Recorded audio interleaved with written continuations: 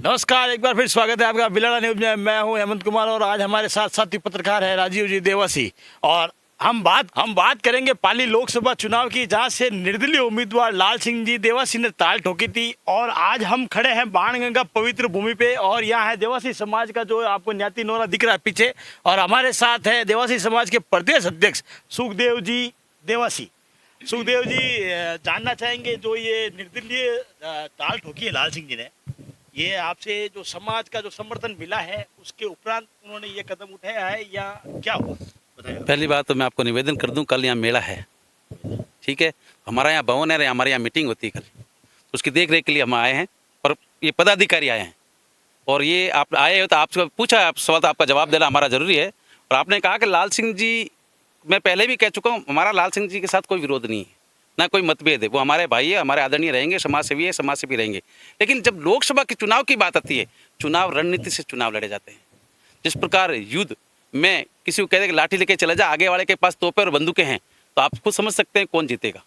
आपको ये क्यों लगता है आपके ही समाज का जो अभी हाल ही में महाकुंभ हुआ था उसके अंदर समाज ने निर्णय लिया था कि हम समाज का जो प्रतिनिधि करते हैं, कोई भी अगर समाज का बंधु अगर खड़ा होता है तो हम समाज जो बंधु है वो सब तन मन धन से उसके साथ खड़े रहेंगे। और आप अपने बयान से ही उल्टे जा रहे हैं। नहीं, हमने सबने ये तय किया था कि हम हमारे बच्चे बहन बेटियों को पढ़ाएंगे।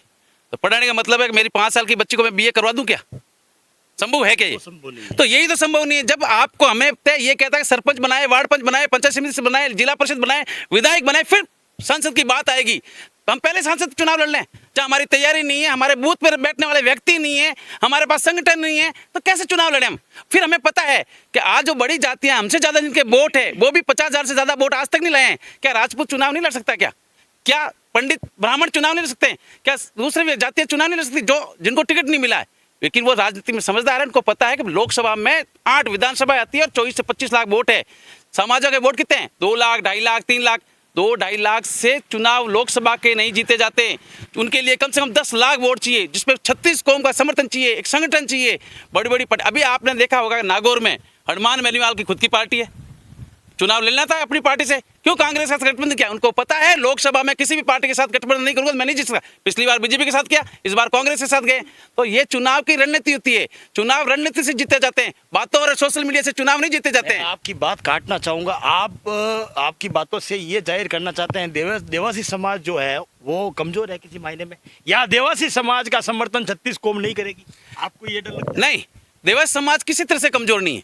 देवासी समाज मजबूत और विश्वास बहुत कम है। लेकिन आप खुद समझदार हो, आपको मगर मैं कह दूं कि साहब मेरे साथ चलना है स्कूटर पे और आप ऐसी गाड़ी में बैठे हो, कौन से में बैठोगे? सच बताना ईमानदारी से। एसी में बैठे। तो फिर मोदी की सरकार में मोदी जी के साथ जाना पड़ेगा ना। राजस्थान में सरकार बीजेपी की है, केंद्र में सरकार बीजेपी की बनने जा रही है। यहाँ से हम 15,000 20,000 वोट नहीं ला रहे हैं, जहाँ 25 लाख वोट है, तो हमें क्या करना चाहिए? हाल ही में बिलाड़ा मतलब देवदर्शन की यात्रा पे आए थे लाल सिंह जी, उन्होंने ये कहा कि मेरा समाज मेरे साथ है और मेरा समाज मुझे जो है रिप्रेजेंट करता है और मैं समाज को रिप्रेजेंट करता हूँ। तो इसके बारे में आपसे। लाल सिंह जी के साथ तन मन धन से हैं, लेकिन राजनीति और वोट के लिए नहीं है। वो हमारे हैं, अपने हैं, प्यारे हैं, लेकिन राजनीति और सामाजिक कार्य में फर्क होता है। राजनीति में देखना पड़ता है, दूरदृष्टि रखनी पड़ती है। कल हमें समाज के कई काम कराने हैं, समाज के कार्य लेके जाने हैं। राजस्थान में सरकार किसकी है? बीजेपी की। केंद्र में सरकार किसकी? बीजेपी की। पीपी साहब जीतेंगे, इसमें कोई दो राय नहीं है। अभी आपने कहा मैं समाज हित में, समाज जो बंधु है मेरे जो बाहर बीड़ में रहते हैं, चंबल में रहते हैं, या उनके लिए जो आप करना चाहते हैं और आप उसके लिए किसी भी सरकार के साथ जो है चले जाना चाहते हैं। तो अगर हम ऐसा कहें कि जब कांग्रेस से बीजेपी में आए हैं, अगर सरकार चेंज होती है, कांग्रेस वापस आती है, तो क्या आप वापस कांग्रेस में जाएंगे? आपको पता है एमपी में सरकार किसकी है? एमपी में सरकार कितने सालों से? काफी सालों से। हाँ, यूपी में किसकी सरकार है? बीजेपी की। गुजरात में किसकी सरकार है? बीजेपी। हमारे पशुपालक सबसे ज्यादा वहां जाते हैं। जहां मेरा पहला मत था मैं उनके साथ था और पूरे विश्वास और ईमानदारी के उनके साथ। अब मैं पूरी ईमानदारी के साथ बीजेपी के साथ आया हूं। मेरे समाज के हित देखते हो और मेरे समाज के लोगों और गणमान्य व्यक्तियों के कहने पे बीजेपी में आया हूं। और मैं आपको वचन देता हूं कि देवासी समाज का बंदा हूं, जिसके साथ हाथ और वचन देके खुलेआम जाता हूं। छुप के पीठ पे पीछे वार नहीं करते हम। इसलिए मैं खुला कह रहा हूं, हम बीजेपी के साथ हैं, बीजेपी को समर्थन करेंगे, पीपी साहब को जिताएंगे, इसमें कोई दो राय नहीं। लाल सिंह जी हमारा भाई है, अपना है, मान सम्मान है, उनके लिए सलूट है। लेकिन इस चुनाव में उनसे निवेदन है कि समाज की हवा मत निकालो। आपको हाथ जोड़ की विनती है, आप फार्म पुनः लीजिए, हम आपको सर माथे पे बिठाएंगे। जी हाँ, हमारे साथ जो युवा नेता है बीजेपी के, जो पूर्व मंडल अध्यक्ष थे बिलाड़ा के, दुर्गाराम जी देवासी, आपको जो ये लाल सिंह जी जो चुनाव लड़ रहे हैं, आपको सही लग रहा है या गलत लग रहा है? देखो, पहले तो हेमंत जी आपका बहुत बहुत आभार और धन्यवाद मैं आपको देता हूँ। और रही बात समाज की, देवज समाज एक देवरूपी समाज है। मैं समाज के बारे में कोई कटाक्ष नहीं करूँगा, क्योंकि हमारे समाज है और उस समाज में हमने जन्म लिया, हम बहुत गौरव की बात है। रही बात राजनीति की, राजनीति और समाज दो तरह के होते हैं।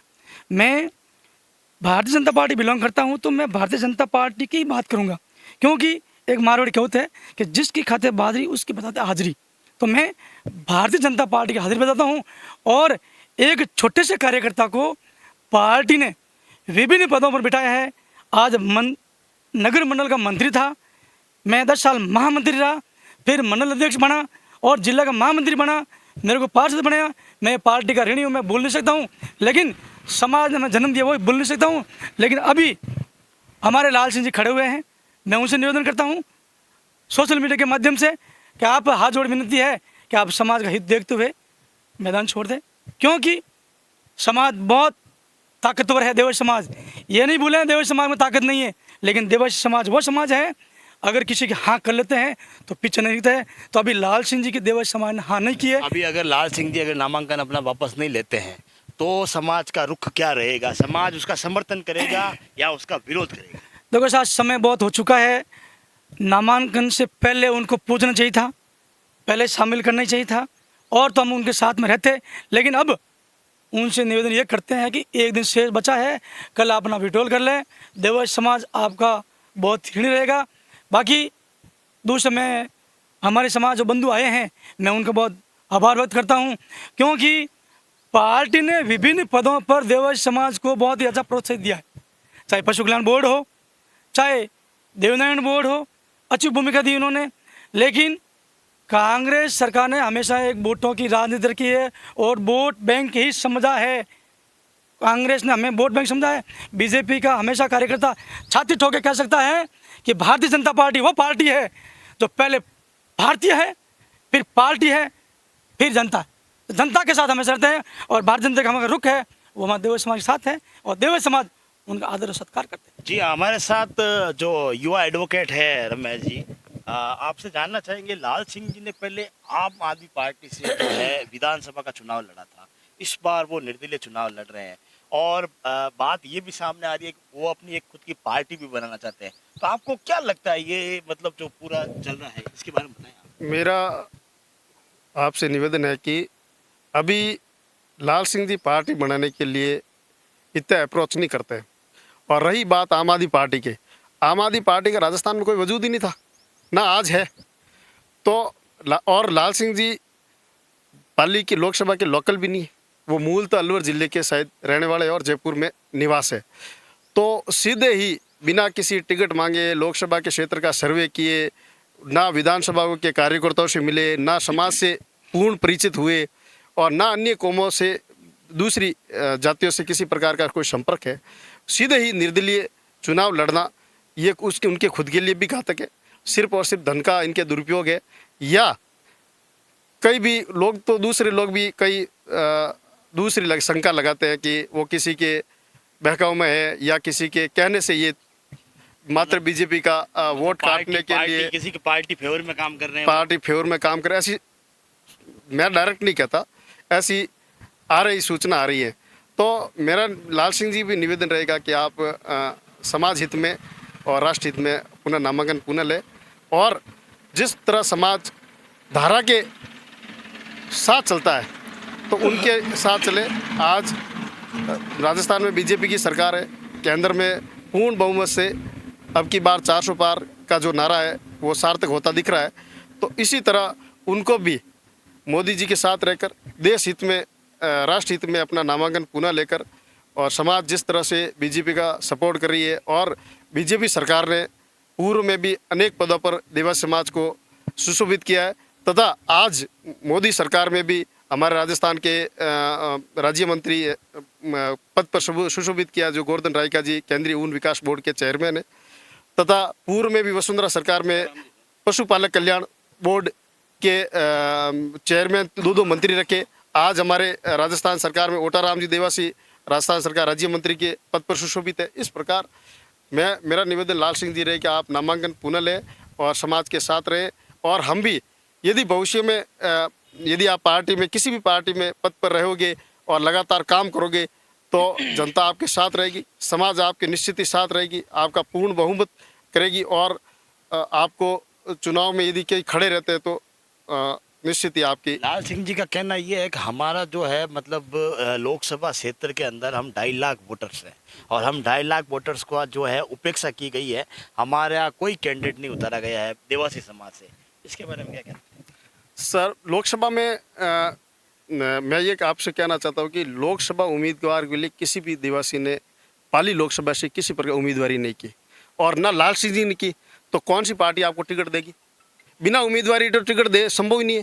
और लाल सिंह जी ने किसी प्रकार का कोई पद पर रहते हुए या लगातार पार्टी की सेवा करते हुए किया और टिकट मांगा है और टिकट पार्टी ने नहीं दिया, फिर निर्दलीय चुनाव लड़ते तो समाज उसके साथ रहते कि हाँ इन्होंने अपना समय का भोग किया, धन का भोग किया है और फिर पार्टी ने इनको अनदेखी की है तो समाज साथ रहती, पर इन्होंने ऐसा कुछ नहीं किया। जी हाँ, कहीं ना कहीं समाज के जो मौजूद पंच हैं या मतलब प्रदेश अध्यक्ष हैं वो नसीहत देते हुए दिख रहे हैं कि लाल सिंह जी आप अपना नामांकन वापस लेके समाज हित में, देश हित में ये जो है अपना योगदान दें और अपना जो है मतलब नामांकन वापस कल 8 तारीख को जो लास्ट डेट है उसके अंदर लेके समाज हित में फैसला लें।